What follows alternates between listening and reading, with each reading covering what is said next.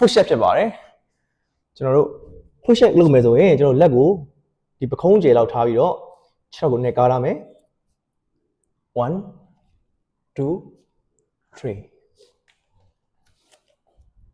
အခုလို traditional push up ကိုမလုပ်နိုင်သေးတဲ့သူတွေတို့ကြတော့ကျွန်တော် wall push up လုပ်ပြီးလို့ရပါတယ်ကျွန်တော်လိုက်ပြပါမယ်တစ်ချက်လိုက်ကြည့်ပါကျွန်တော်ဒီ wall push up ကကြတော့ဒီနံရံပေါ်ကိုကျွန်တော်လက်ထောက်ထားမယ်နော်ထောက်ထားပြီးတော့ကျွန်တော်တို့ခန္ဓာကိုယ်ကဖြောင်းထားမယ်ဖြောက်ပဲဖြည်းဖြည်းချင်းရှေ့ကိုပြီးပြီးတော့1 2 3 4အဲ့လိုမျိုးလိုက်ပြီးတော့လုပ်နိုင်ပါတယ်တကယ်လို့ wall push up ကလည်းကိုယ့်အတွက်လွယ်နေရဆိုရင်ဒီ push up ကိုကျွန်တော်တို့ဒီဒူးထောက်ပြီးတော့လက်ကို